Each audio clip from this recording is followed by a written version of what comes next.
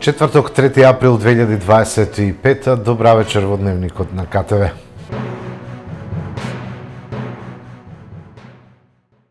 Се комплетираше составот на Советот на Општина Росоман. Општината прогласи елементарна непогода и формираше комисија за проценка и утврдување на штетите од непогодата.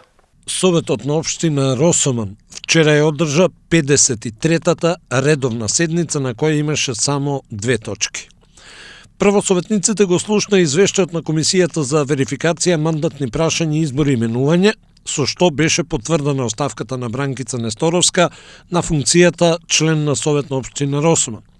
Комисијата информираше дека од Државната изборна комисија добиле известување дека следен на партиската листа е лицето Спасена Пешич, пошто советниците го верификуваа изборот на Пешич, а таа даде заклетва со што стана и полноправен член на Росоманскиот совет. Втора точка беше итно постапување заради обештетување на посевите на земјоделците зафатени со измрзнување кое во периодот од 17 до 20 март ја зафати Општина Росоман. Советот формираше 9 члена комисија за проценка и утврдување на штетите од непогодата и го задолжи градоначалникот час поскоро да распише јавен повик со кој ќе се повикаат граѓаните кои имаат материјални штети на земјоделските насади предизвикани од атмосферската непогода од ниски температури и мраз, да ја пријават штетата на своите насади во просториите на Општина Росоман. Изминатиот период се вршеше реконструкција на пат што води кон село Дабниште во должина од 3300 метри и на површина од 13400 метри квадратни, кој опфаќаше комплетно вадење на стариот асфалт, поставување на цевасти, пропусти, тампонирање и комплетно асфалтирање.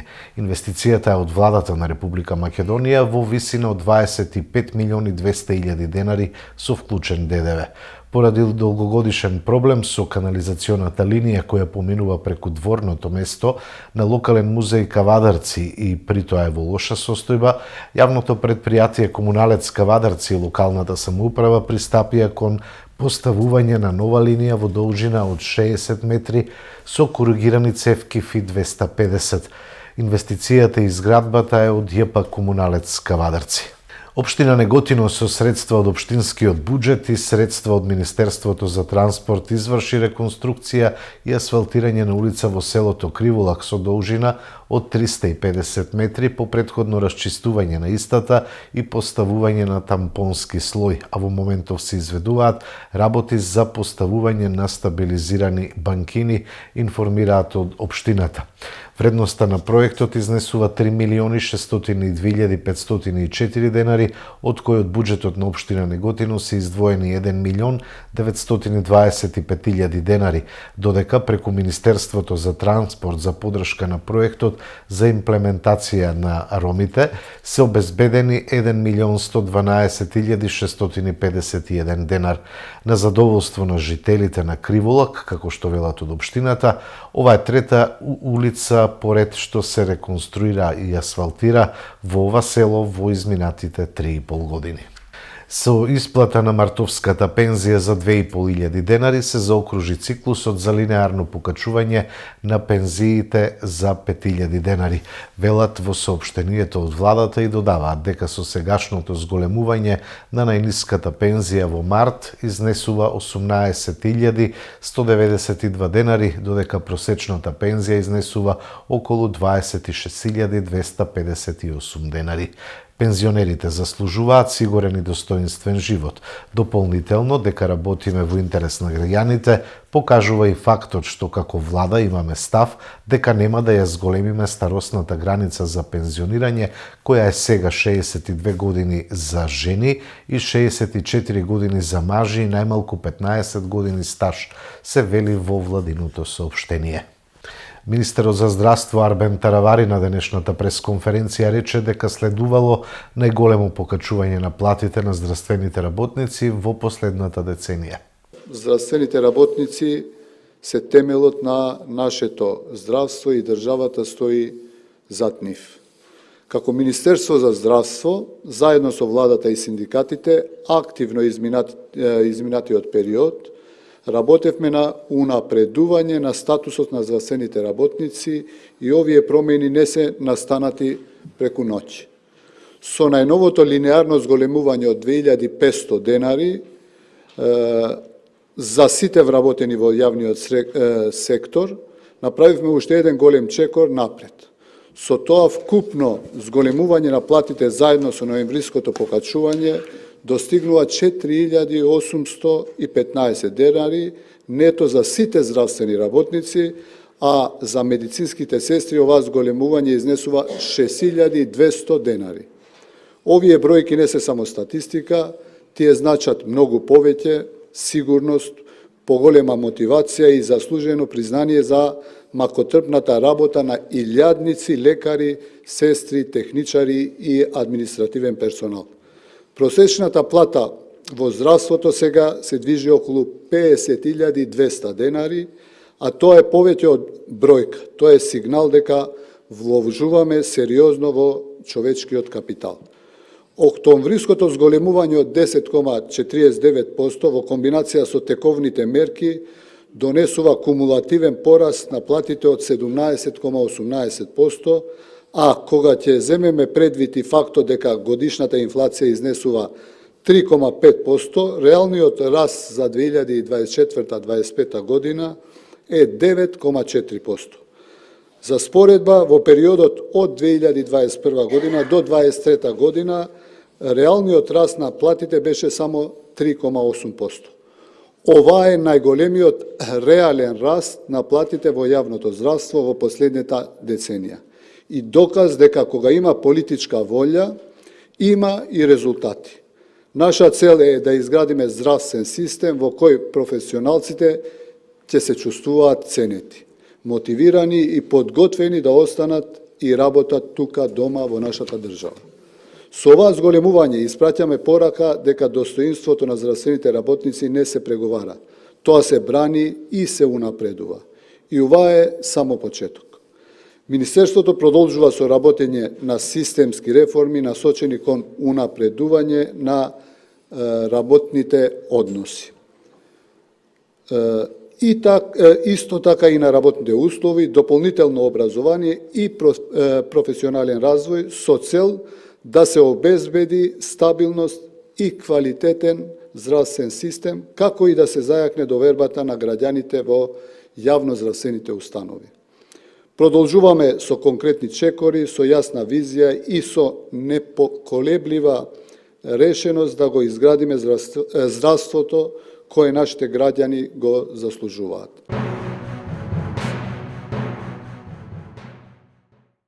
Вие сте со Дневникот на КТВ, продолжуваме и со теми од културата. Со подршка на локалната самоуправа, градската библиотека Феткин во Кавадарци во континуитет се модернизира. Во тема на денот во Дневникот на КТВ разговаравме со директорот Петар Гурев, кој ги открива реализираните и планираните активности. Се наоѓаме во градската библиотека Феткин Кавадарци. Овдека често се случуваат новини, а ние дојдовме и со таа цел да го представиме работењето на библиотеката. Дознавме на почеток дека континуирано се зголемува членството во градска библиотека. Со нас е директорот на библиотеката Петар Гурев. Директоре, во наредните минути да го представиме работењето на вашата установа. Така, ви благодарам на гостувањето. Сакам да кажам дека 2024 година беше уште една успешна година за нашата библиотека. Како и секоја година, оно што веќе го разговаравме позади камерите е дека бројот на читатели континуирано расти, ако не е толку голема бројка во 2024 година само за 1,6%, е зголеме, меѓутоа имаме... Важно е има континуитет на зголемување. На зголемување. Сепак ние немаме малку читатели, вкупно имаме некаде околу 7140 и повеќе од 7140, од кои што активни се точно 3012 во изминатата година. Имаме издадено или овие 3012 членови имаат позајмено некаде околу 22.089 книги. Значи активни читатели. Активни читатели, да. Значи поголем дел од нашите читатели ги гледаме, па можам да кажам и еднаш во 2 дена. Тоа е неколку пати податок да кој што радува и охрабрува во овој период кога нели книгата некако како да се оддалечува навидум од помладите генерации. Е сега кога сме кај бројот на читателите, имаме ли возрастна публика, расте, се менува, дали младите се тие кои што го зголемуваат бројот на читателска публика или повозрастните сепак се пријатели со книгата? Так, на моја огромно задоволство, како и секогаш кажувам, дека во нашиот град имаме и голем број на возрастни читатели. Оваа година, она што за мене беше интересно и ме радува, за некаде околу 40% зголемен бројот на пензионери кои што читаат. Слободното време го поминуваат со книгата. Така, значи пензионерите баш се оние кои што имаат повеќе време и во разговор со нив, затоа што ние како библиотека од отворен тип имаме директна комуникација со нашите читатели, значи во комуникација со нив веќе ги заменуваат телефоните и социјалните мрежи со книга. Оние големи бројки на ученици од основно образование се уште ги имаме, меѓутоа се зголемува бројот на возрастни читатели. Кога сме кај книжниот фонд, располагаме со се, имаме се во градска библиотека од она што се бара? Так, значи имаме задолжение си имаме дадено себе си дека ќе набавуваме и ќе имаме се што е ново и што е популарно за нашите читатели. Библиотека Фетки во минатата година има набавено некаде на околу 930 нови книги во вредност од 311.000 денари, така да го следиме трендот на нови наслови и сите овие книги ги ставаме во услуга на нашите читатели. Лектирните изданија исто така се дел од фондот на библиотеката. Так, лектирните изданија можам да кажам дека со помош на општина Кавадарци минатата година го реновиравме овој дел или депото за возрастни читатели, каде што најголем дел од старите и оштетени книги ги тргнавме и ги заменивме со нови. Ова реновирање, ајде да го кажам, ни донесе многу други активности, иако го правевме во месецот на книгата. Се случи убавиот гест од наша страна, нашето детско катче го подаривме на одделот за педијатрија на општа болница и заедно со компанијата Кожевчанка направивме мини библиотека за сите деца пациенти во болницата. Ова веќе полечи други работи, значи пробуваме да направиме нов изглед на библиотеката, кој што ќе продолжи оваа година, значи веќе имаме обезбедено неколку средства, така да до крајот на оваа година целосно ќе се смени. Влеговме во депото кое што се реновираше. Овдека се наоѓаат изданија кои што би рекол се од поодминати години, меѓутоа уредно сочувани и достапни за читателите. Колкав е книжниот фонд што веќе е овдека стациониран, а и зошто имаше потреба да се реновира ова?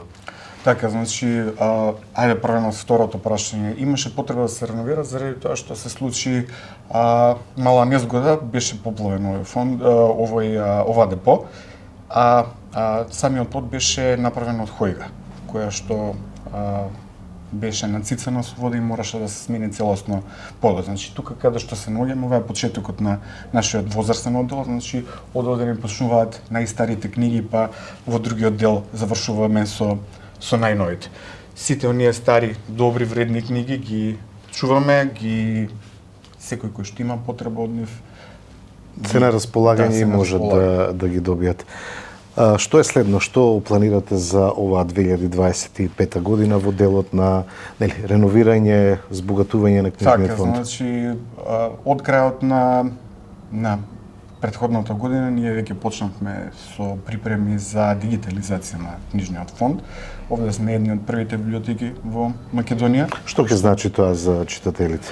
Тоа значи дека поголем дел од нашите автори или книги кои што се за Кавадарци, од нашиот роднокрајен оддел ќе почнеме, ќе бидат достапни на нашата веб страница или доколку се случи една национална платформа. Нашата библиотека ќе има еден дел каде што ќе можеме да складираме и да направиме дел нашиот роднокрајен оддел како дигитализација да биде баш на таа платформа. Тоа е во тренд со времето и развојот на технологијата, а сепак во интерес на пишаниот збори она што е потреба. Така колку ќе чини тој проект, значи ли дека поголеми финансиски средства се потребни? Ние веќе завршивме со нашиот дел како библиотека, ги набавивме скенерите, ги направивме правилниците за дигитализирање, веќе е поставен скенерот на неговото место. Сега чекаме да видиме дали и како би изгледало тоа доколку почнеме да ставаме на нашата веб страна или заради тоа што се уште сме во преговори неколку библиотеки од Македонија да направиме таква национална платформа, да видиме до наредните неколку месеци како би се случувало тоа. Од друга страна, како што ќе кажав, имаме потреба од места, тоест од нови рафтови за нови книги. Нашиот фонд ќе се зголемува.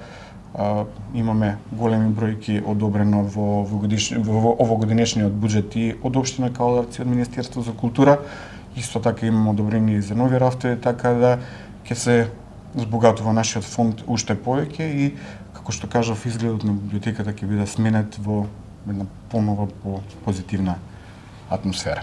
Споменавте во делот на дигитализацијата, директоре, дека имате соработка со библиотеките. Како се одвива таа? Со кого се соработува Кавадаречката библиотека? Така, во последните неколку години имаме забрзнана соработка, речи со сите јавни библиотеки и библиотеки кои што се дел од домовите на култура во Македонија. На моје огромно задоволство, во последната година имаме многу добра соработка со Националната библиотека како наша матична библиотека. Меѓутоа, тука се и нашите меѓународни соработки. Минатата година, па и ова, продолжува соработката со библиотеката од Бољевац, која што по наш пример почна да прави нова библиотека, бевме едни од менторите за тоа како би требало да изгледа. Минатата година подпишавме меморандум за соработка со библиотеката Вук Караџич од Ковин. Исто така, уште една успешна соработка и неколку настани обележавме минатата година со нив. Соработката со локалната самоуправа да се реализира програмата и се она што го предвидуваат, сигурно се потребни финанси, покрај тоа што скромна е чланарината за библиотеката, оние членови кои што ја плаќаат, меѓутоа за набавка на технологијата за скенирање, нов книжен фонд, потребни се средства. Во тој дел каква е соработката со локалната самоуправа?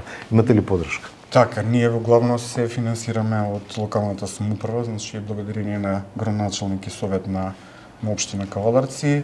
Баш и поради тоа сметам дека успехот на нашата библиотека е на едно повисоко ниво. Освен оние блок дотации кои што се добиваат за цела култура од Министерството за култура, нашата општина е една од ретките општини кои што има дотур на средства на нашите институции. Така се она што го имаме како успех го должиме токму на овие финанси. Иако сепак мораме да потенцираме како општинска успешна институција, сепак имаме добри средства од сосвената сметка или од сосвеното работење. Така, библиотеката е отворена за значајни датуми. Често учениците се овдека, се организираат читање и така натаму. Колку настани вака во годината од ваков отворен карактер, а тука се и промоциите кои што се состават дел од работењето. Така, минатата година имавме планирано 29 настани, имаме завршено со 46 настани. Значи, најголем дел од програмата е остварена и плюс тоа имаме уште некаде околу 46% дополнителни активности кои што излегуваат адхок. Обележани ни се сите позначени датуми за кои што се однесуваат на литературата, на книгите и општо на библиотеката. Меѓутоа, традиционално ги остваривме и оние настани како што е, например, поезија и вино со нашата сестринска библиотека од Бољевац. Ги обележавме денот на мечениот јазик, денот на ромите, ги обележуваме како и секоја година детската недела, каде што минатата 24 година ги примивме сите првачиња од сите основни училишта, за нив направивме посебна програма во која што го истакнавме значењето на читањето во развојот на ученикот, па и подоцна на личноста, и бидејќи месецот на книгата октомври-ноември, баш тогаш реновиравме, оваа година го прославивме на еден поинаков начин. Во соработка со детските градинки ги посетивме сите големи групи во сите објекти, каде што имавме исто посебна програма за таму, читавме бајки, разговаравме за тоа колку е значајно да се чита кои се самите поуки од бајките и слично. Лектирните изданија со ние задолжителни работи кои што можеби не му причинуваат толку големо задоволство за читање, меѓутоа слободната литература, оние бестселери и слично баш се зимани посебно од средношколците. Така, а имаме ли за најмладите кога се во прашање сказните? Да, како што кажав, нашата тенденција е да имаме се што е ново, се што е добро, така да на нашите полици имаме доста голем избор на сликовници и бајки. Утре ќе биде отворена изложбата на младиот кавадарчанец Пане Хадживасилев. Изложбата е насловена како Лес Мухерес или Жените, инспирирана од патувањата во живописната Шпанија. Утре петок, на 4 април, од 20 часот и 30 минути, во Галеријата на Домот на културата Иван Мазов Климе во Кавадарци, ќе биде отворена изложба на младиот кавадарчанец Пане Хадживасилев. Самиот автор за оваа изложба вели дека насловот Лес Мухерес или Жените го представува концептот кој го развил по паузата што ја направил од неговата претходна изложба. Инспирирана од патувањата, особено од живописната Шпанија, тој го искористил овој период за да создаде нешто ново, но и различно од неговите претходни проекти. Како моден дизајнер, тој често се среќавал со жени кои се жалеле на нивните телесни форми. Лично, како некој кој се стреми секогаш кон совршенство и ред, едноставно можел да се поврзе со тие чувства. Но како уметник, оваа перспектива му овозможила да ги искористи предностите на креативноста и да ги изрази тие несовршености на платното. Оваа изложба сепак е различна, бидејќи тука нема место за совршенство.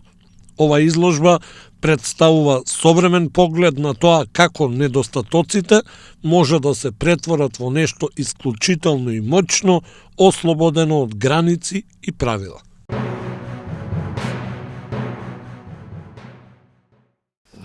На денешната собраниска седница за пратенички прашања, премиерот Мицкоски и лидерот на Левица Апасиев разменија дискусии, обвинувајќи се за извршени кривични дела. Кога станува збор околу кривичните дела, би сакал да, професорот Димче Апасиев го прашам дали му е познат овој објект. Овој објект. Познат е овој објект? Има еден објект во центарот на Скопје овој објект. Во овој објект има еден договор за купопродажба за недвижен имот на политичката партија Левица. Политичката партија Левица купила недвижен, ве молам сега, немојте да јас ве слушав многу внимателно. Политичката партија Левица со овој договор на 26.11.2024 година купила деловен имот од 409 метри квадратни на Адвокатската улица зад седиштето на зградата на компанијата Ајден, верували или не, за цена од 295.000 евра со ДДВ или просечно квадратот на овој објект во центарот на Скопје е 721 евро согласно овој договор. За какво кривично дело ова е, професоре? Сега ќе ви кажам зошто е кривично дело тоа такво. Затоа што градот Скопје ви пресметал, според нив, дека ова кривично дело, кое што сега јас го зборувам, е еднакво на цена квадрат од 1150 евра, па сте платиле данок во вредност од 739.285 денари. Ова кривично дело е некое кривично дело, ќе видиме, ќе се позанимаваат органите. преку универзална инвестициона банка. Зошто универзална инвестициона банка? Ова ви е познато, овој објект во центарот на Скопје ви е познат, господин Апасиев? Ова е Соравија. Што е заедничко меѓу ова и ова? И универзална инвестициона банка. Заедничко е следно. Извршителот Андреа Бунески. Тој е заеднички извршител и за едниот објект и за другиот објект. Имајќи предвид, господине Апасиев, дека за Соравија не успеа бизнисот очигледно, е закажана извршителска продажба јавно надавање на 24 април и истата е процената за 22,4 милиони евра, па си го поставувам прашањето, имам дилема.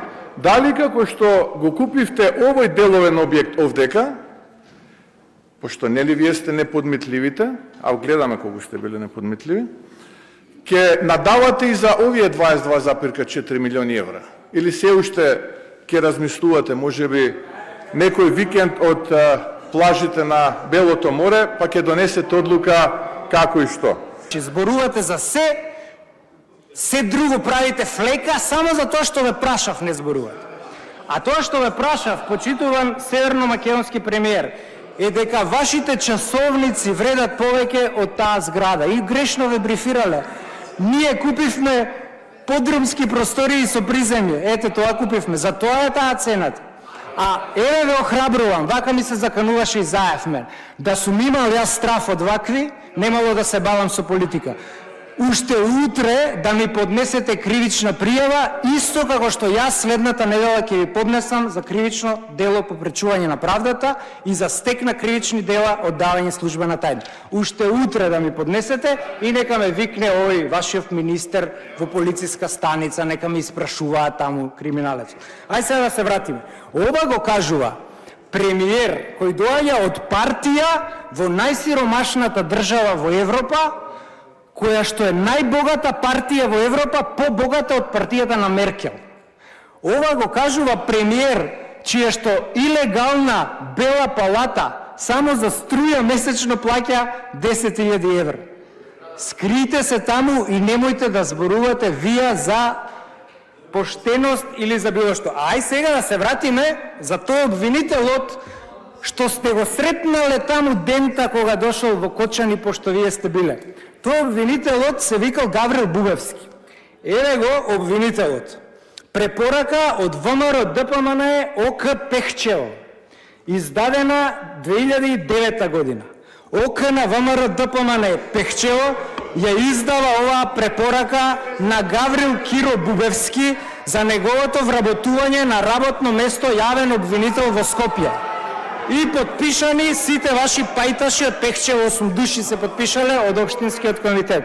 Значи, Гаврил, тој што вие го сретнавте, што си намигнуевте таму, во 2009 година вашата партија го препорачала од тефтерчето на гордето да го вработат. Така што, премиере, бидете спремен за кривична пријава, исто како што јас сум спремен за следна кривична пријава. Роднините на загинатите во пожарот во Тетово бараат нова истрага.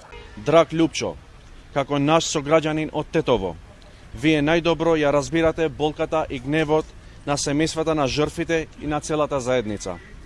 Ова не е само правно прашање. Ова е морална обврска кон тие што ги изгубивме, но и кон сите граѓани кои денес живеат во страв дека ова може да се повтори, а никој нема да одговара. Време е некој да превземе одговорност. Време е правдата да излезе од фиока. Како семејства на загинатите барат од вас да ја обновите истрагата за виновниците, за вистинските виновници на пожарот во модуларната болница во Тетово. Да формирате независен тим кој ќе ги испита сите аспекти на случајот, вклучително и одолговлекувањето на постапката. Да гарантирате дека судската постапка ќе се води без политичко бизнис влијание, да обезбедите транспарентност и отчетност во вашата работа во согласност со законските обврски. На денешната пресконференција на пратеникот од Левица Борислав Крмов се беше соопштено дека како пратеник од изборната единица 3 иницирал надзорна расправа во врска со трагедијата во Кочани со цел, како што рече, да се расветлат сите пропусти. Во овие моменти кога се уште не е поминат шокот од незамисливата национална катастрофа која што ни се случи во Кочани, ние како пратеници и како собрание и посебно пратениците од изборна единица 3 мора да поднесеме и морална одговорност и поради тоа денеска јас како пратеник од изборна единица 3 покренувам иницијатива за надзорна расправа во собранието околу катастрофата која што ни се случи во Кочани. Сега, ние таа надзорна расправа ја планираме во постојаната анкетна комисија за слободите и правата на граѓанинот, која што ја раководи Димитар Апасиев. А да не испадне дека инсистираме се да раководи Левица, ние апсолутно сме отворени да биде и во било која друга комисија која што и одговара на власта и на остатокот на опозицијата. За таа цел се потребни минимум 15 подписи и ние денес ги даваме, значи, нашите 6. Отвараме простор и да има и анкетна комисија. Нели има постојана анкетна комисија во која што мислиме да се одржи расправата, но може да има и привремена анкетна. Во тој случај ќе се повикаме на член 76 став 3 од Уставот, со кој што се потребни 20 подписи и апсолутно, значи, на нас не е битно ние да го раководиме процесот, поентата е нешто да се почне и сега веднаш за да дојдеме до одговорите кои што ни се потребни.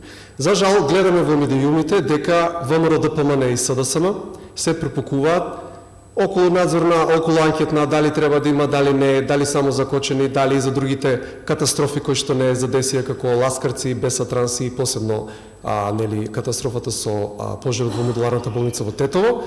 Ние мислиме дека нема време за такви работи, доволно време одмаравме, ние мислиме дека треба да се делува што побрзо, затоа што мора да се види каде потврне органите, значи, на државната управа, зошто ни се случи ова што ни се случи и кои индивидуи се одговорни. Околу иницијативата на ДУИ, таа не ни е доставена. Јас колку што сваќам, тие ја поднеле во архива со недоволен број подписи и претпоставам дека и правилно председателот Гашим има отфрлено, значи со 16 подписи потребни се 20. Значи прво би требале да видиме иницијативата, а од друга страна, за жал во медиумите тоа што го слушнав, премногу инклинира на давање на една етничка димензија на целата ситуација, што е апсолутно во овој момент и непотребно и недостоинствено, мора да кажам. Да се согласуваме, но не по етничка линија. Мислиме дека власта премногу става акцент на поранешните функционери, додека се обидува да ги штити сегашните функционери, значи никој не е повеќе одговорен за овој настан од власта, небитно што се 8-9 месеци на власт, значи ова се случи во нивна смена и да функционира системот, ова практично и немаше да ни случи. Не е доволно само сега, нели, да се растрчаме на сите страни постфестум, поентата е дека ова, ако беа клучните реформи направени во овие 8-9 месеци, ова што се случи немаше да се случи. А зошто да имаме проблем, не разбирам. Ние ги повикуваме сите партии, така да ова иницијатива ќе биде доставена денеска до сите останати партии. Очекуваме поддршка. ССМ против ССМ. Сега се против решението за минимална плата, кое самите го бараа, рекоа на денешната пресконференција од ВМРО ДПМН. ССМ против ССМ. Сега се против решението за минималната плата кое самите го бараа додека власт беше СДС. ССМ сами бараа минималната плата да се усогласува со растот на просечната плата и стапката на инфлација, а тоа се пресметува 50% од порастот на просечната плата и 50% од процентот на индексот на живот, со дополнителен услов уделот на минималната во просечната плата задолжително да биде над 57%.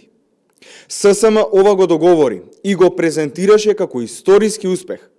ВМРО ДПМН го почитува тоа што синдикатите го договориле со работодавачите. Но каде е тука проблемот? Сега не е повеќе СДС на власт, тие кои го поставија раководството во ССМ на чело со Трендафилов и синдикатот сега се користи за пресметка и политичка битка. Тоа што за ССМ беше добро до пред неколку месеци, сега веќе не е. ССМ се лицемерни и одат сами против себе, само за да исполнат партиска насока на СДС. Денеска пресконференција одржа и лидерот на опозиционата СДСМ Венко Филипче околу лидерската средба. Дозволете да кажам дека имавме навистина добар и конструктивен состанок со премиерот, сметам и до него јасно стигната пораката, барањето на граѓаните за некаква форма на заедничка работа у сфери кои што се битни да го подобра квалитетот на нашето живење. Начелно договоривме дека ќе работиме на начинот да формираме заеднички тела или работни групи во делот пред се на спроведувањето на реформската агенда. Значи, првичните закони кои што треба да стигнат во собранието, во делот на правосудството, нешто што ги тангира сите граѓани, понатаму енергетиката и некои работи во однос на стратешките движења и проекти во здравството. Ова е еден состанок првичен, ние се уште треба да видиме каква ќе биде таа методологија, да ја разработиме, меѓутоа мора да кажам дека има волја од двете страни.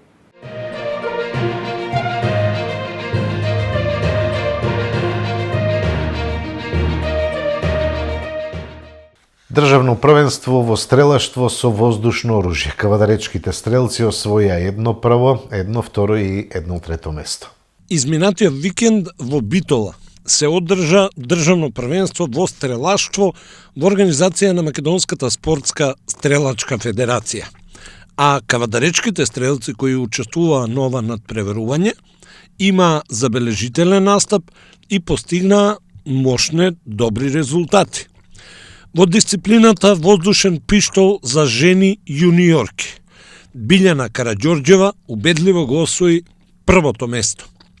Во дисциплината воздушна пушка за жени јуниорки, Лина Нојкова заврши како петта, Цветанка Ристовска како осма, а Пепица Атанасова како 12-та, додека во екипна конкуренција кавадарчанки се најдоа на високото второ место. И во дисциплината воздушна пушка за мажи, јуниори, нашиот Никола Караѓорđев заврши како трето пласиран.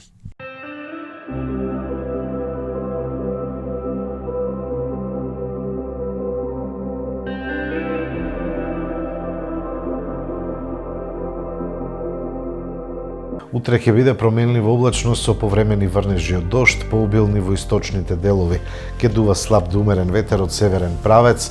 Во недела ќе има брз продор на студена воздушна маса од север и ќе има врнежи од дожд на планините и повисоките места. Врнежите ќе бидат од снег. Ќе дува засилен северен ветер, температурите значително ќе опаднат и врнежи од снег се очекуваат и во некои од пониските места. Од понеделник утринските температури на повеќе места ќе бидат негативни. Тоа беа содржините во дневникот, имајте пријатна вечер.